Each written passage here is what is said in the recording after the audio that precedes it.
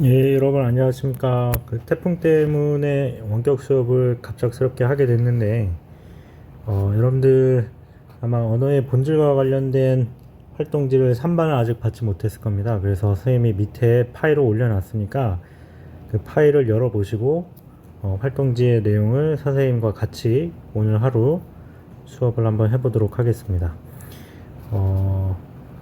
수업 시간에 선생님이 언어의 본질의 4가지 종류에 대해서 설명을 했었습니다. 언어의 자의성, 언어의 사회성, 언어의 역사성, 그 다음 언어의 창조성에 대해서 설명을 했는데, 오늘 이 시간에는 언어의 본질이 어떤 것인지 같이 한번 살펴보고, 언어의 자의성과 사회성의 개념에 대해서 같이 살펴보면서 학습해 보도록 하겠습니다.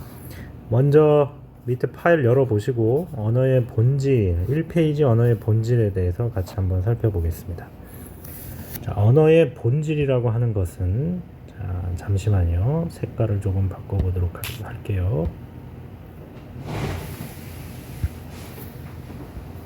자, 언어의 본질이라고 하는 것은 사람이 살아가면서 서로 생각과 느낌을 주고받는 데에 아주 중요한 역할을 하는 언어는 내용과 형식으로 이루어져 있는데, 기호의 일종인 신호등에서도 빨간불이라는 형식은 멈춤이라는 내용을 전달하고, 파란불이라는 형식은 진행이라는 내용을 전달합니다. 마찬가지로 언어도 소리라는 형식으로 다양한 의미를 전달할 수 있는데, 이러한 언어는 우리 인간의 특성을 반영하는데, 우리가 쓰는 한국어를 포함한 전 세계의 다양한 언어들이 공통적으로 지니는 특질을 가리켜 언어의 본질이라고 한다 라고 설명이 되어 있습니다. 그래서 언어의 본질이라고 하는 것의 핵심적인 개념은 다양한 언어들이 공통적으로 지니는 특징, 이것을 언어의 본질이라고 한다. 자, 그런데 언어는 위의 설명대로 살펴본다면 언어는 뭐와 뭐로 이루어져 있다? 모든 언어는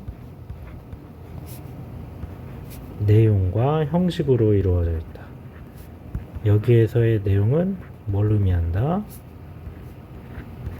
그 단어가 가지고 있는 의미를 이야기하고, 이 형식은 단어의 소리나 어떤 문자, 글자를 의미한다. 이 말은 무슨 말이냐면, 모든 대상은 어떤 뜻을 가지고 있고, 그 뜻을 나타내는, 표현하는 데 사용이 되는 소리, 그 다음에 그 뜻을 표현하는 데 사용이 되는 글자가 있다라는 것인데, 예를 들어서 이렇게 생긴 대상을 가리켜서 우리는 뭐라고 하죠? 그렇죠. 나무라고 씁니다. 나무라고 쓰는데, 그러면 이렇게 생긴 식물을 가리키는 의미를 우리는 내용이라고 이야기할 수 있고, 이러한 식물을 가리키는 글자, 표현하는 글자, 얘를 형식이라고 이야기할 수 있다는 겁니다. 그래서 모든 언어는 이렇게 내용과 형식의 결합으로 이루어져 있다는 거 여러분들 반드시 기억해 두시기 바랍니다. 자, 그래서 첫 번째, 언어의 본질 중에 첫 번째, 자의성에 대해서 살펴보겠습니다. 자의성.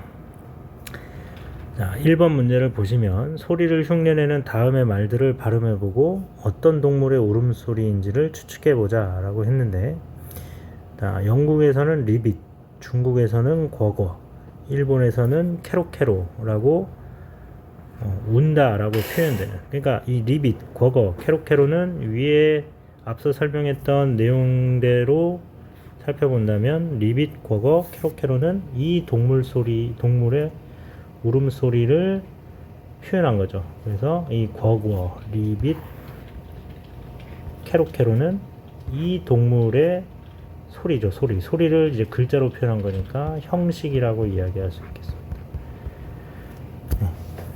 그러면 이 동물의 울음소리라는 것은, 그쵸, 내용이 되겠죠. 내용. 리빗, 궈거, 캐로캐로. 다른 말에 가니까 캐로캐로만 보고 이 동물이 뭔지 알아맞추던데. 뭘까요? 그렇죠, 개구리입니다. 개구리. 일본에서는 캐로캐로라고 이 개구리의 울음소리를 표현한답니다. 그럼 우리말에서는 이 개구리의 울음소리를, 그렇죠, 개굴개굴이라고 표현합니다. 그러니까 똑같이 개구리 울음소리 울음소리라는 내용을 표현하는 형식이 지금 다 다른 거죠. 형식이. 그래서 일본에서는 캐롯캐롯, 우리나라에서는 개굴개굴, 영국에서는 리빗 이렇게 표현한다는 거죠. 그러니까 의미하는 바는 같은데 이 표현하는 형식이 다 다르다는 겁니다. 자, 그다음 프랑스에서는 코코리코, 스페인에서는 키키리키, 일본에서는 코케코코라고 표현하는 동물의 울음소리는 뭘까요? 코케코코, 키키리키, 코코리코.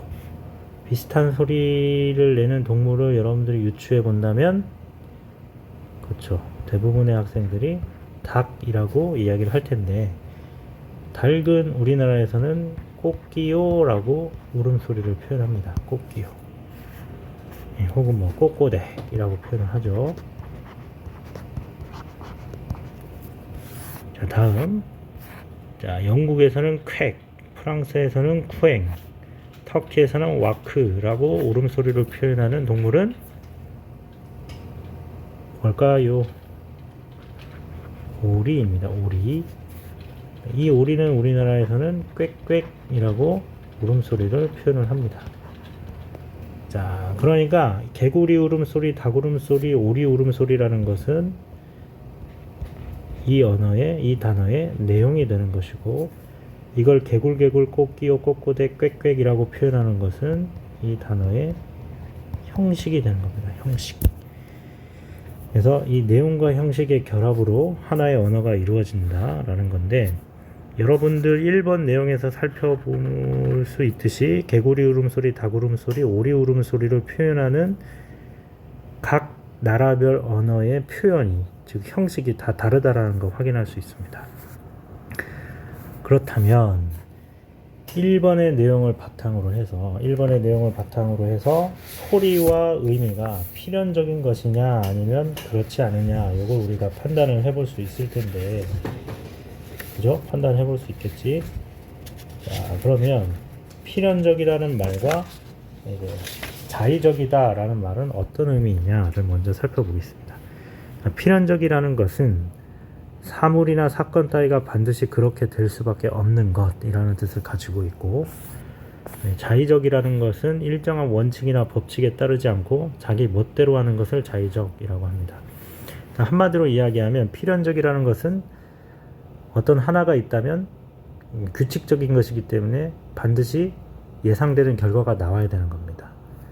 하지만 자의적인 건 어떤 대상이 있다면 그 예상되는 결과가 나오지 않는 것, 이런 걸 자의적이라고 생각을 해볼 수 있을 텐데, 자, 지금 위에서 살펴볼 수 있듯이 개구리 울음소리를 각 나라의 언어별로 다 다르게 표현한다는 것은 개구리 울음소리는 이렇게 표현한다라는 규칙이 존재하지 않는다는 거죠. 그다음 닭 울음소리도 마찬가지. 국가별 언어마다, 나라별 언어마다 닭 울음소리를 다르게 표현한다는 건 닭 울음소리는 이렇게 표현해야 한다라는 규칙이 존재하지 않는다라는 걸 의미합니다. 그럼 따라서 1번 사례에서 살펴볼 수 있듯이 소리와 의미는 규칙적이냐 혹은 규칙적이지 않으냐, 이걸 판단해 본다면, 그러니까 필연적인 걸 다른 말로 하면 규칙적이다 라고 이야기할 수 있을 거고, 자의적인 건 다른 말로 하면 규칙적이지 않다, 규칙이 존재하지 않는다 라고 표현을 해볼 수 있을 텐데, 그러면 소리와 의미 사이의 관계, 그러니까 내용과 형식 사이의 관계를 1번의 사례를 통해서 살펴봤을 때 규칙적이냐 규칙적이지 않느냐 판단해봐라, 이런 문제인데, 여러분들이 생각하기엔 어떻습니까? 만약에 소리, 내용과 형식 사이의 관계가 규칙적이다, 필연적이라고 한다면 개구리 울음소리가 영국에서도 개굴개굴, 중국에서도 개굴개굴, 일본에서도 개굴개굴이어야 할 겁니다. 왜냐하면 규칙적이라고 한다면 개구리의 울음소리는 하나로 표현이 되어야 하기 때문이죠, 반드시. 근데 그렇지 않다라는 건, 그렇죠, 내용과 형식 사이의 관계가 필연적이지 않다라는 거죠. 그래서 이걸 정리를 해본다면,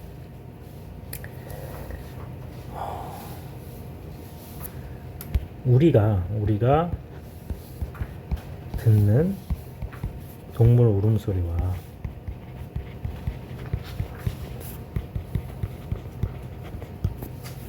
다른 나라 사람들이 듣는 동물 울음소리.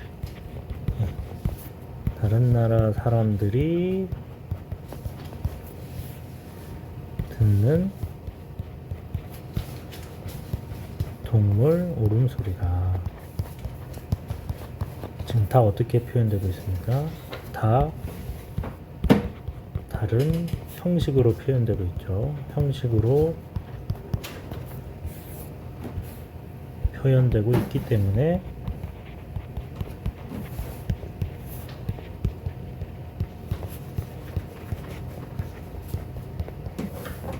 그러니까 소리와 의미, 즉 내용과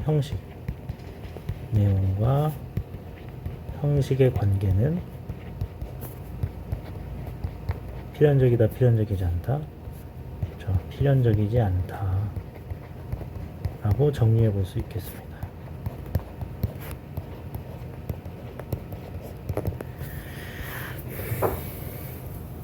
자, 그럼 두 번째 개념 탐구 2번 한번 보도록 하겠습니다. 활동지 2번입니다. 자, 다음 그림을 보고 나무를 나타내는 말이 언어마다 다르다라는 사실을 통해서 알 수 있는 소리의 의미와 의미의 관계를 추측해보자. 즉 내용과 형식의 관계를 추측해보자, 설명해보자 라는 건데요.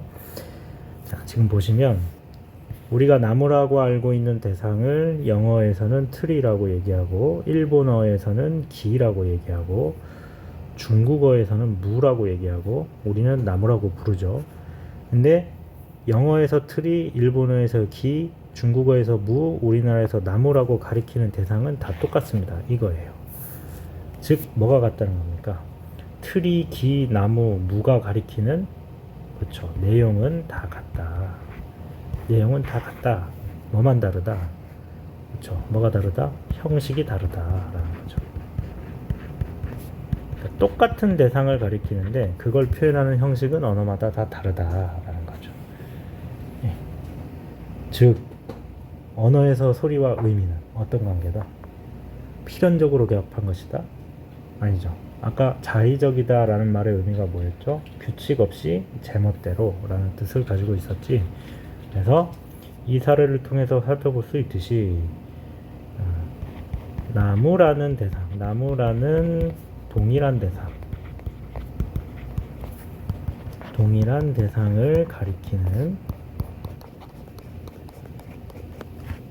형식, 즉 소리, 형식이 다 다른 것은 언어의 내용, 즉 의미가 되겠죠. 의미와 형식, 이건 소리가 되는 거겠네. 형식의 관계가 자의적임을 보여준다라고 정리해 볼 수 있겠습니다.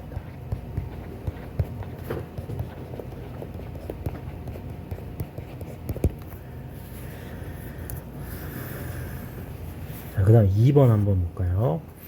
우리가 배라고 발음하는 대상은 그림과 같습니다. 그런데 만약 언어에서 소리와 의미의 관계, 즉 내용과 형식의 관계가 필연적이라면 어떤 일이 생길지를 설명해 봅시다 라고 얘기했습니다. 자, 배라고 우리가 소리내는, 즉 배라는 형식을 가지고 있는 대상, 배라는 형식을 가지고 있는 대상은 이게 뭐죠? 과일 배가 있고, 그 다음에 한 친구가 이제 배부르게 먹고 이제 배를 까고 누워 있는데, 이 배는 어떤 신체 부위를 의미하고, 그 다음에 요 배는, 그렇죠, 교통수단으로서의 배를 의미하는 거죠. 그러니까 형식은 하나인데 이 과일, 신체 부위, 교통수단이라는 뭐가 다른 거지? 뜻이 다 다른 거니까. 이 경우는 아까 1번과는 다르게 1번은 내용은 하나인데 같은 내용을 가리키는 형식이 다 다른 경우를 보여준 거고, 2번은 반대죠. 반대. 형식은 하나인데 형식은 동일한데 뭐가 다른 거? 그렇죠. 의미가 다 다른 거. 즉 내용이 여러 개인 거. 요 경우가 되겠죠. 그래서 형식과 내용이 1대1로 대응이 되지 않는 거죠. 만약에 규칙적이라면 형식과 내용이 1대1로 대응이 되어야 하는데 그렇지 않은 상황이 되는 거네. 이런 경우를 뭐라고 하지? 소리는 같은데 뜻은 다 다른 거. 이런 것을 뭐라고 합니까? 5글자로 동음 이의 혹은 동음 이의 관계라고 합니다. 여기에서 이야기하는 동음, 이거 다 한자죠. 한자. 동, 같을 동자에 소리 음자 쓰고 다를 이자에 뜻 의자를 쓰면, 아이고 잘못 썼네요. 뜻 이자를 쓰면 동음, 소리는 같은데 이의, 뜻은 다른 관계. 이런 걸 동음의 관계라고 얘기하는데, 뜻이 다른 거기 때문에 내용은 다르지만 소리는 같은 거, 즉 형식은 같은 관계라고 이야기할 수 있겠죠. 그럼 만약에 배라고 소리내는 대상이 소리와 의미의 관계, 내용과 형식의 관계가 필연적이라고 한다면 하나의 형식을 가리키는 내용도 하나여야 되겠죠. 이것도 1이고 이것도 1이어야 됩니다. 그럼 필연적이라면 어떤 일이 벌어질까? 이걸 한번 예측해 보라는 건데, 만약에 내용과 형식의 관계가 필연적이라고 한다면 과일로서의 배를 가리키는 걸 만약에 배라고 한다면 이 배라는 말은 다른 의미를 나타내는 데 사용할 수 없다는 거겠죠. 그러면 신체 부위라는 의미를 나타내는 단어는 배라고 표현하면 안 된다는 겁니다. 그러면 어떤 단어가 있을까? 배라고 하지 말고 실제 쓰고 있는 단어 중에 신체 부위를 나타내는 말이 뭐가 있지? 복부라는 한자어가 있습니다. 복부. 그러니까 신체 부위를 나타낼 때는 복부라는 단어만 쓰고 배라는 형식은 사용하면 안 된다는 거죠. 만약에 필연적이란다면. 그다음에 교통수단으로서의 배를 나타낼 때는 이게 필연적이라고 한다면 배라는 말을 사용할 수 없으니까, 그렇죠, 뭐 선박이라는 말만 사용한다. 그럼 만약에 교통수단으로서의 어떤 대상을 가리키는 형식을 선박이라고만 하고 신체 부위의 일부인 내용을 복부라는 형식으로만 표현하고 과일로서의 어떤 대상을 배라는 형식으로만 표현한다면 하나의 내용, 그다음 하나의 형식, 하나의 내용, 하나의 형식, 하나의 내용, 하나의 형식이 되니까, 그렇죠, 필연적이라고 이야기할 수 있겠죠. 근데 실제는 그렇게 하지 않고 다 뭐라고 표현하니까, 배라고 표현하니까 내용과 형식 사이의 관계가, 그렇죠, 필연적이지 않다라고 이야기할 수 있는 겁니다. 그럼 만약에 이걸 정리해 보겠습니다. 소리와 의미의 관계, 즉 내용과 형식의 관계가 필연적이라고 한다면, 자, 배라고 소리내는, 배라는 형식이 가리키는 내용이 몇 개여야 됩니까? 내용이 하나만 존재해야 되겠죠. 내용이 하나만 존재해야 됩니다.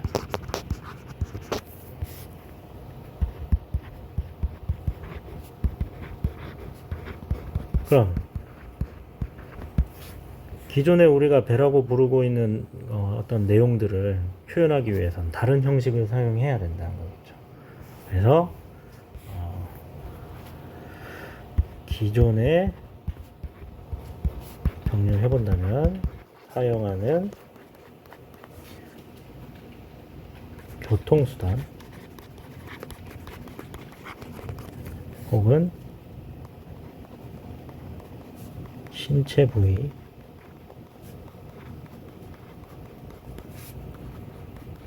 라는 내용을 나타내기 위해서는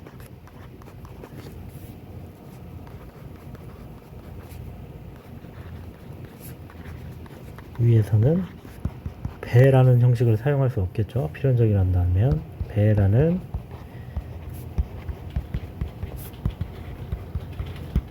형식 말고 새로운 형식을 만들어내야 되겠죠.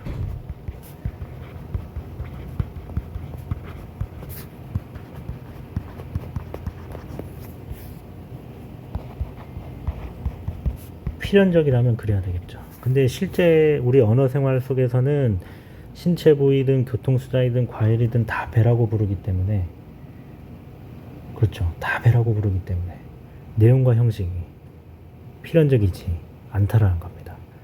1대1 대응이 되어야 합니다. 내용과 형식 사이의 관계가 1대1 대응이 되면 필연적이라고 할 수 있지만 그렇지 않다면 자의적이라고 할 수 있기 때문에 1번과 2번, 그 다음에 우리가 1페이지에 1번 활동을 통해서 확인을 했던 것처럼 우리가 사용하는 언어는 뭐와 뭐로 이루어져 있는데, 내용과 형식으로 이루어져 있는데, 자, 이때의 내용과 형식은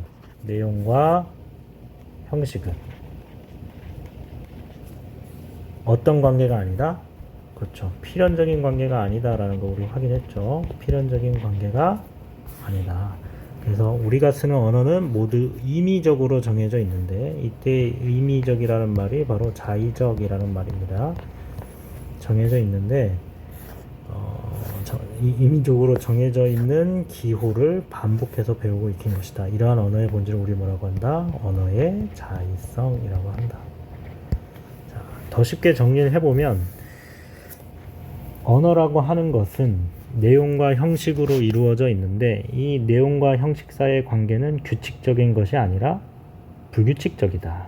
그러니까 사람 언어마다 다 다를 수 있다. 그러니까 동일한 대상을 가리키는 형식이 언어마다 다 다를 수 있다. 그렇기 때문에 여러분들이 외국어를 공부하기가 어려운 것이죠. 만약에 언어의 내용과 형식 사이의 관계가 필연적이라고 한다면 우리가 나무라고 부르는 것을 미국에서도 나무라고 불러야 하기 때문에 우리가 나무라는 대상을 표현하기 위해서 틀이라는 형식을 배울 이유가 절대 없겠죠.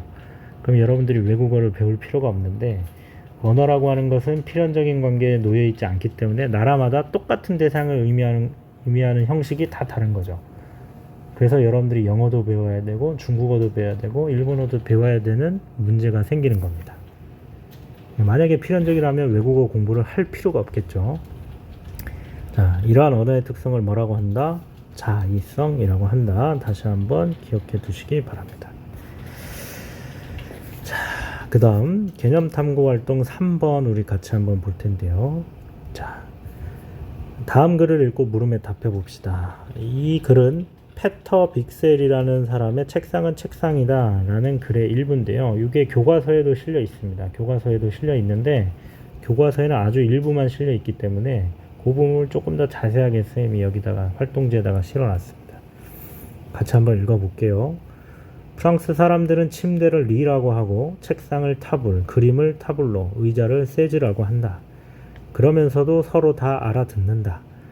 그리고 중국 사람들도 이런 식으로 자기들끼리 말이 통한다. 어째서 침대를 사진이라고 부르지 않느냔 말이야. 남자는 그렇게 생각하며 미소를 지었다. 그런 다음 웃음을 터뜨렸는데 이웃들이 벽을 두드리며 조용히 합시다 라고 고함을 지를 때까지 그는 웃고 또 웃었다. 이제 달라질 거야. 이렇게 외치면서 그는 이제부터 침대를 사진이라고 부르기로 했다. 피곤하군. 사진 속으로 들어가야겠어. 그는 이렇게 말했다. 그러고는 아침마다 한참씩 사진 속에 누운 채로 이제부터 의자를 뭐라고 부를까 고심했다. 그러다가 의자를 시계라고 부르기로 했다. 그러니까 그는 자리에서 일어나 옷을 입고 시계 위에 앉아 양팔을 책상에 괴고 있었다. 그러나 책상은 이제 더는 책상이 아니었다. 그는 책상을 양탄자라고 불렀다. 그러니까 남자는 아침에 사진 속에서 일어나 옷을 입고 양탄자와 함께 놓인 시계 위에 앉아 무엇을 무엇이라 부를 수 있는지를 고심했다. 침대는 사진이라고 불렀다. 책상은 양탄자라고 불렀다. 의자는 시계라고 불렀다. 신문은 침대라고 불렀다. 거울은 의자라고 불렀다. 시계는 사진첩이라고 불렀다. 옷장은 신문이라고 불렀다. 양탄자는 옷장이라고 불렀다. 사진은 책상이라고 불렀다. 그리고 사진첩은 거울이라고 불렀다. 그래서 이렇게 되었다. 아침에 이 나이 많은 남자는 오랫동안 사진 속에 누워 있었다. 9시에 사진첩이 울리자 남자는 일어나서 발이 시리지 않도록 옷장 위에 올라섰다. 그는 자기 옷들을 신문에서 꺼내 입고 벽에 걸린 의자를 들여다보고 양탄자 앞 시계 위에 앉아 자기 어머니의 책상이 나올 때까지 거울을 뒤적였다. 자, 여러분들 한번 읽어봤는데요. 다른 반에서 요 글을 읽었을 때 많은 학생들이 혼란스러워했습니다. 특히 요 부분. 아침에 이 나이 많은 남자가 어쩌고 저쩌고 하는 요 부분이 있는데 이게 도대체 무슨 말이냐 하고 헷갈려하는 모습을 보여줬었는데 위에 나와 있는 요 부분의 내용을 적용을 한번 해보면 이해가 될 겁니다. 자, 아까 사진을 뭐라고 부르기로 했죠? 요거 대신에 뭘로 바꿔보면 되지? 침대. 이 침대를 사진이라고 부르기로 했으니까 침대라고 바꾸고 사진첩이라고 부르기로 한 게 뭐지? 그렇죠, 시계네. 그럼 시계. 사진첩 대신에 시계로 바꿔보고 그 다음에 발이 시리지 않도록 옷장 위에 올라섰다 그랬는데 옷장이라고 부르기로 한 건 옷장이라고 부르기로 한 건 양탄자죠. 양탄자 위에 올라서서 그는 자기 옷들을 신문이라고 부르기로 한 게 뭐지? 그렇죠. 옷장입니다. 옷장. 벽에 걸린 의자라고 부르기로 한 게 거울입니다.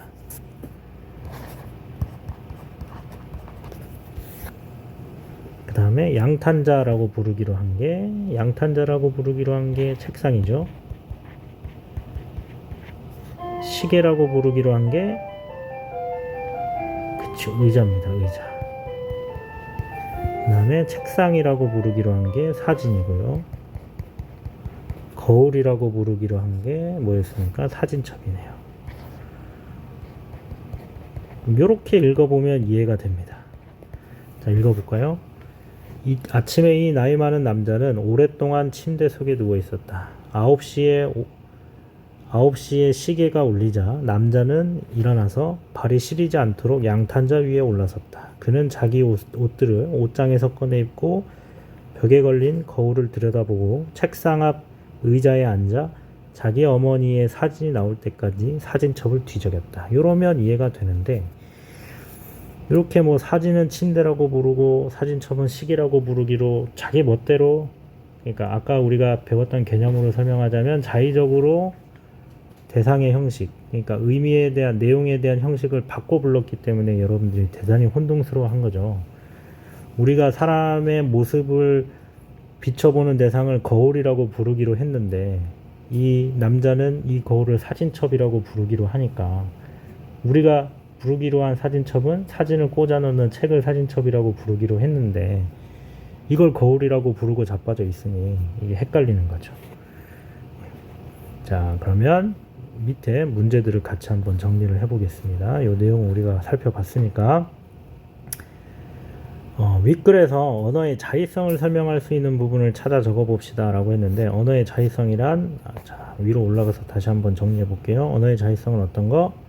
언어의 내용과 형식은 필연적인 관계, 즉 규칙이 존재하지 않는다. 그 규칙이 존재하지 않고 내용과 형식이 임의대로 정해져 있다. 규칙적이지 않다. 그래서 언어마다 같은 내용을 가리키는 형식이 다 다르다. 이러한 언어의 성질을 자의성이라고 한다. 자, 이러한 자의성을 설명할 수 있는 부분이 어딜까요? 두 줄 딱 있는데 어느 부분일까? 자, 찾아보시면 요 부분입니다. 요 부분 선생님이 형광펜으로 색칠을 한번 해보겠습니다. 요 부분이에요. 첫 번째 두 줄. 왜 이 부분이 자의성을 설명할 수 있는 부분이냐, 이제 설명을 한번 해볼게요. 프랑스 사람들은 침대를 리라고 하고 책상을 타블이라고 하고 그림을 타블로, 의자를 세즈라고 하고 그러면서도 다 알아듣는다. 그리고 누구들도, 중국 사람들도 이런 식으로 자기들끼리 말이 통한다. 그냥 중국에서는 침대를 다르게 부르겠죠. 책상을 또 다르게 부를 거고 그림을 또 다르게 부를 거고 의자를 또 다르게 부를 테지만 자기들끼리는 이게 통한다 이겁니다.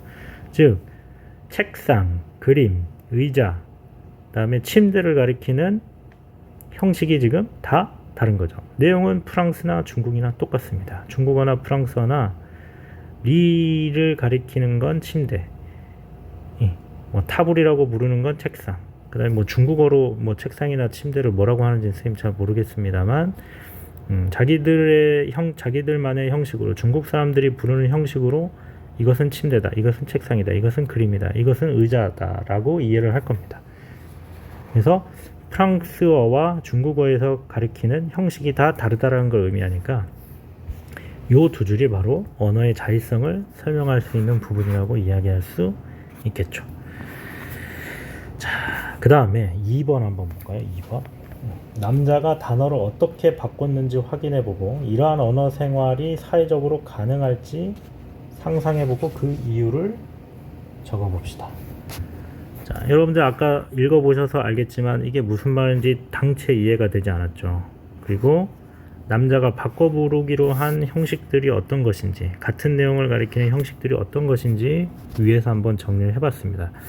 자, 만약에 남자와 같이 어떤 대상을 가리키는 단어를 우리가 약속한 것과 다르게 내가 표현을 한다면 언어 생활이 가능해질까요? 불가능할까요? 여러분들 아까 못 알아들었듯이, 무슨 말인지 이해가 안 됐듯이, 그렇죠.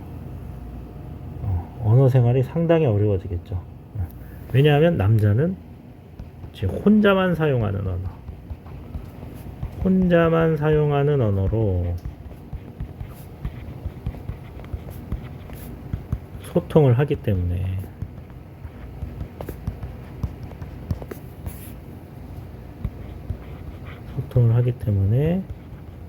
다른 사람과의 의사소통이 상당히 어렵겠죠.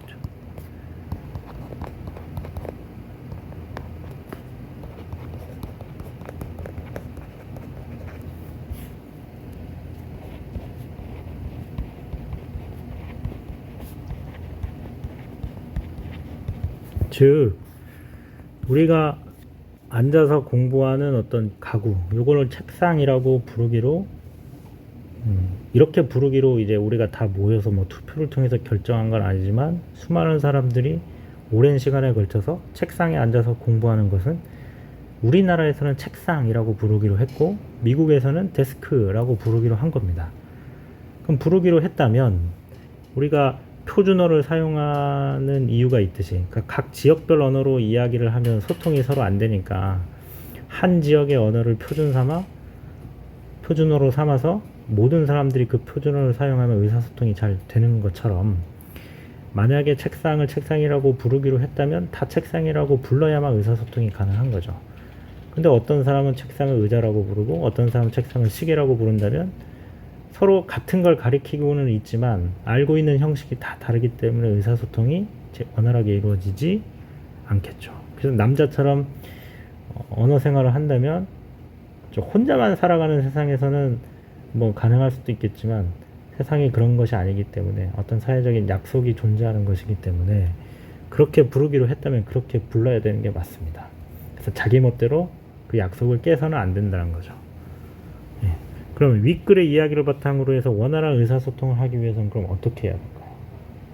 그래서 의사소통이라고 하는 것은 자기의 생각과 느낌을 다른 사람과 서로 이제 주고받는 것인데 이걸 소통이라고 이야기하죠. 그래서 내가 말하고자 하는 것을 상대방도 똑같이 알아들었을 때 원활한 의사소통이 가능한 건데, 나는 이걸 설명하고 있는데 상대방은 그걸 제대로 이해하지 못하면 의사소통이 제대로 이루어지지 않는다라고 판단할 수 있겠지. 그래서 이걸 정리해 본다면 의사소통이라고 하는 것은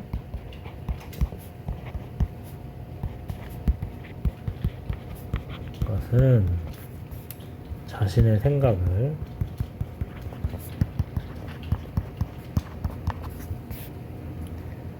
상대에게 전달하고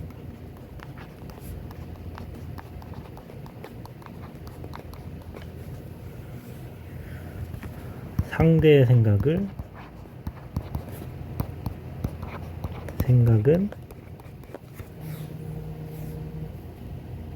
내가 수용해서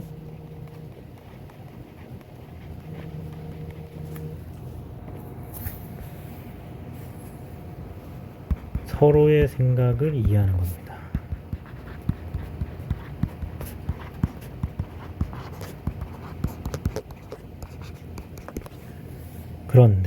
그런데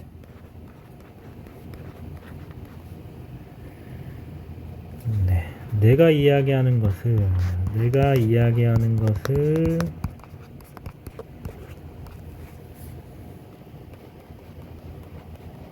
상대가 알아듣지 못하면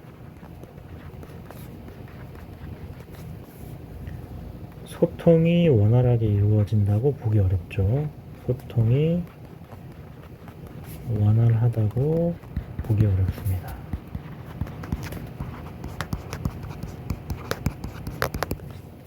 따라서 어떻게 해야 된다? 따라서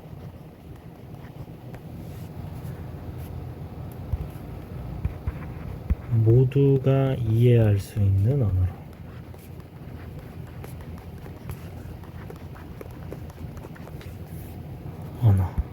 이런 거를 이제 모두가 사용하는 언어, 이런 거를 우리 흔히 일상 언어라고 합니다. 일상 언어로 소통해야 바람직하겠죠. 자, 의사소통이라고 하는 것은 자신의 생각을 상대에게 전달하고 상대의 생각은 내가 수용해서 서로의 생각을 이해하는 것인데, 내가 이해하는 것을 상대가 알아듣지 못한다면 소통이 원활하다고 보기 어렵습니다. 따라서 모두가 이해할 수 있는 언어, 그러니까 모두가 약속한 의미의 언어, 형식의 언어, 이런 것들을 사용해야 원활하게 소통이 이루어진다라고 이해할 수 있겠죠. 이해되십니까? 자, 그럼 3번 개념 탐구 활동 4번 한번 같이 보도록 할게요. 다음 자료를 보고 언어는 사회적 약속임을 탐구해보자 라고 했어요. 그래서 가보시면 3명의 학생이 있는데, 나 이번에 손놀이를 새로 샀어 라고 맨 왼쪽 친구가 이야기하자, 두 번째 친구가 지난번에 똑똑 전화도 사더니 넌 앞선 사용자구나 라고 이야기합니다. 그러니까 맨 오른쪽 학생이 이게 도대체 무슨 말이지? 하고 둘의 대화의 내용을 전혀 알아듣지 못하는 그런 그림이고요. 나는 뭐 리플을 댓글로, 네티즌은 누리꾼으로, 웰빙을 참사리로, 컨텐츠는 꾸림 정보로, 이모티콘은 그림말로, 스펙은 공인 자격으로, 그다음에 리얼 버라이어티는 생생 예능으로 바꿔 이야기하자라는 건데, 요거 우리 1학기 때 수업했던 내용에서 확인을 했었던 것들인데, 이게 뭐죠? 그렇죠, 다듬은 말입니다.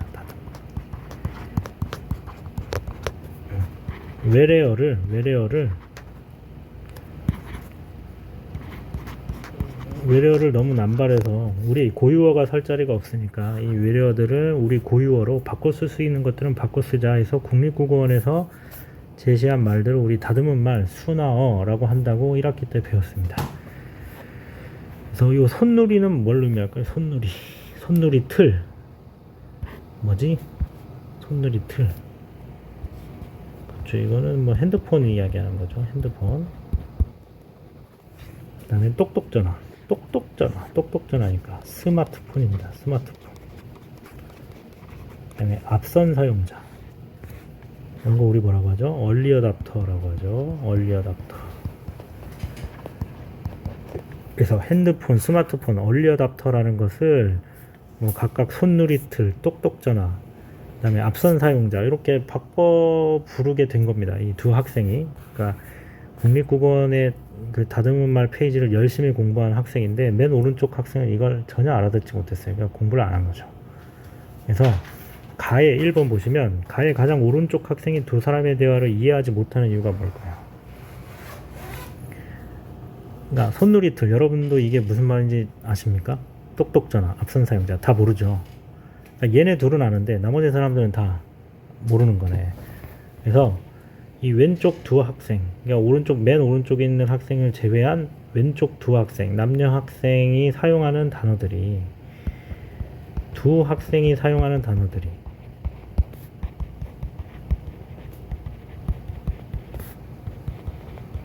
뭐 맨 오른쪽 학생도 모르지만 여러분들도 모르고 선생님도 되게 생소한 단어들입니다. 그래서 두 학생이 사용하는 단어가, 일반적으로 쓰이는 단어가 아니기 때문에 두 사람의 대화를 맨 오른쪽 학생이 전혀 이해하지 못하고 있는 것이죠. 그러니까 취지는 좋은데, 그래서 열심히 하는 건 좋은데 둘만 알고 나머지 학생들은 전혀 모르고 있기 때문에 소통이 제대로 이루어지지 않는 거죠. 자, 그 다음 나 보시면 나의 다듬은 말들 중에서 널리 쓰이는 말과 그렇지 않은 말을 구분해보고 이를 근거로 해서 언어의 사회성이란 것은 어떤 것일지 한번 설명해보자 그랬는데, 리플 대신에 댓글, 네티즌 대신에 누리꾼이라는 말은 널리 쓰이고 있죠. 그리고 여러분들도 잘 알고 계시는 단어일 겁니다. 그런데 뭐 참사리, 꾸림정보, 그림말, 공인자격, 생생예능 같은 단어들은 잘 사용하지 않는 단어들이죠. 그러면 왜 댓글이나 누리꾼은 널리 사용이 되고 있고 나머지 단어들은 널리 사용이 되지 않고 있느냐? 요 단어들이, 댓글이나 누리꾼 같은 단어들이 널리 사용이 되는 이유는 뭘까요? 그렇죠. 얘네들은 리플 대신에 댓글, 네티즌 대신에 누리꾼이라는 단어를 사용하자고 많은 사람들이 인정을 했고 이미 쓰고 있는 단어. 즉, 요 단어들은 이미 사회적 약속이 됐고 이렇게 쓰자고. 나머지 단어들, 요 단어들은 이렇게 쓰기로 많은 사람들이 합의해서 사용하고 있지 않은 상태이기 때문에 널리 쓰이지 않는 거겠죠. 그래서 이 단어들은 사회적 약속으로 아직 자리 잡지 못한 거죠. 그러니까 나중에 뭐 참사리, 꾸림정보, 그림말, 공인자격, 생생예능 같은 말들이 댓글이나 누리꾼이라는 단어들처럼 모든 사람들이 이렇게 외래어를 바꿔서 쓰자라고 합의하고 많은 사람들이 널리 사용한다면, 그렇죠. 뭐 웰빙 대신 참사리라고 부르는 것이 사회적 약속으로 자리 잡게 되는 거죠. 그러면 웰빙이라는 단어를 사용하는 것이 사회적 약속을 깨는 행위가 되는 겁니다. 그러면 참사리라고 이야기하면 소통이 되는데 웰빙이라고 이야기하면 소통이 안 되는 경우가 발생할 수 있겠지요. 자, 이를 근거로 해서 언어의 사회성이라는 것이 어떤 것인지 우리가 설명을 해본다면, 그렇지.